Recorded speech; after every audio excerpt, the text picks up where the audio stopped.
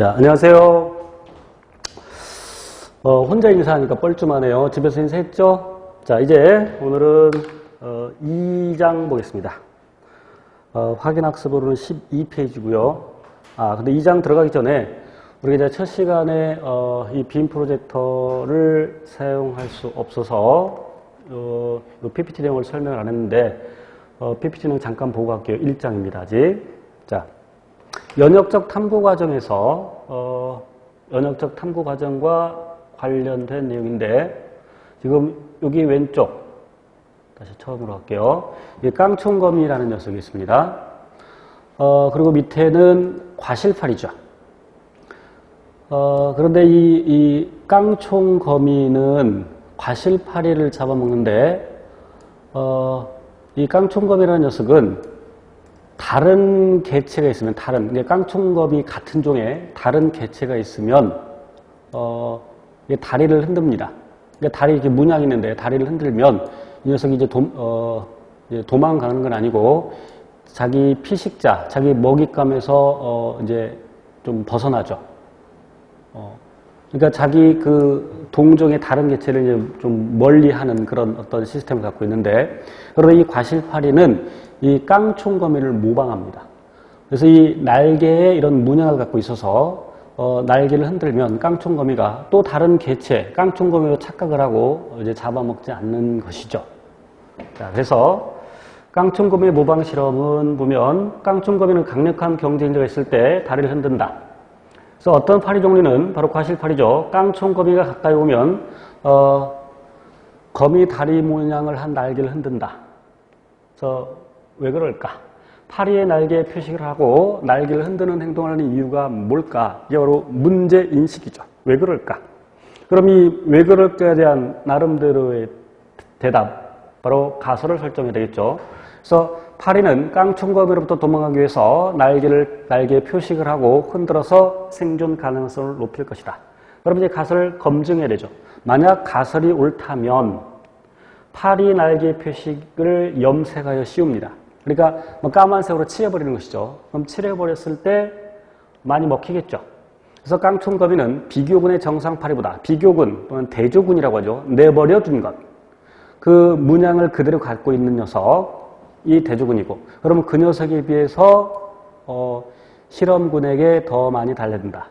그러니까 까맣게 칠한 녀석은 날개를 흔들어 제껴도 깡총거미가 달라들 것이다. 겠죠. 그래서 이제 실험을 해봤습니다. 그래서 그 실험 결과가 나와 있는데, 대조군 처리하지 않은 정상파리죠. 그런데 이 녀석도 날개를 흔들죠. 그래도 어느 정도는 깡총거미가 달라듭니다. 근데 실험군의 경우는 더 많이 달라들죠. 왜? 날개를 흔들지만 문양이 없으니까. 그래서 그 가설을 결론으로 받아들일 수 있다. 또 다른 실험인데, 이제는, 자, 여기 이제 정상 거미를 모방한다는 얘기는 정상파리입니다. 그러니까 문양을 그대로 갖고 있는 정상파리. 그리고, 이 녀석은 날개를 이식 후 모방을 한다. 이게 무슨 말이냐면, 날개를 떼었다 한번 붙이는 겁니다. 왜냐면, 여기 이제 어떤 실험을 할 거냐면, 지파리의 날개에다가 아까 그 깡총거미의 지파리 날개를 다시, 여기서부터. 지파리의 날개를 떼고, 아까 그 과실파리의 날개를 갖다 붙입니다. 이 녀석은, 그 과실파리에서 날개를 떼고, 지파리의 날개를 달아주는 겁니다. 서로 바꿔치기 한 거죠, 날개를. 자, 그리고 정상 지파리. 그럼 정상 지파리 많이 공격을 받죠. 그리고 이렇게, 이식한 경우에도 어느 정도 공격을 받죠. 그리고 비교군의 경우에는 적게 공격을 받죠. 그런데 이렇게 떼었다 붙이는 경우에, 그러니까 이 경우에는 정상 그 파리에서 날개를 떼었다 그냥 다시 붙여주는 것이죠. 자, 그래서 이런 실험들을 통해서 아까 그 가설을 결론으로 받아들일 수 있다. 아까 생물학적 구성의 단계는 체계적으로 구성되어 있는 거 아까 설명을 드렸고, 그래서 아까 이 부분 좀 글씨가 안 보입니다만 이 자료는 카페에 제가 올려놓겠습니다. 우선 지금 제가 좀 보완 중인데 제가 1장부터 3장까지 올려놓을 것이고, 이제 그 작업을 해서 또 올려놓을 텐데 한꺼번에 나중에 그걸 다 모아서 이제 뭐 묶어서 이렇게 가지고 다니면 되겠죠. 아까 생태계까지 얘기를 했었는데, 그러니까 세포를 기본 단위로 해서 체계적으로 구성되어 있다. 그리고 세포 아래 단계 세포 소기관, 그리고 세포 소기관은 분자로 구성되어 있다. 그리고 생태계까지 설명했었는데, 이제 생태계가 모여있는 생물권, 바로 지구가 되겠죠. 이런 순서 정도는 기억을 하셔야 되겠고요.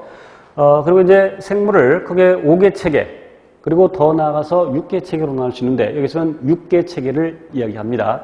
우선 진정세균계, 흔히들 세균계 그러면 세균 그러면 바로 이 진정세균을 의미하죠. 대장균을 보여주고 있고요. 그다음에 원시세균 또는 시원세균이라고 하죠. 또는 고대 박테리아. 아키가 고대라는 뜻이죠. 그래서 세균계, 그다음에 이 고세균계, 흔히들 고세균계라고 합니다.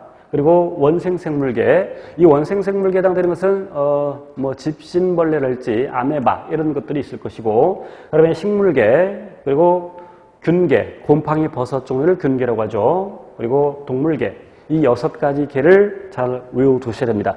나중에 분류 파트에 가서 구체적으로 설명을 하겠습니다. 아까 편모 얘기를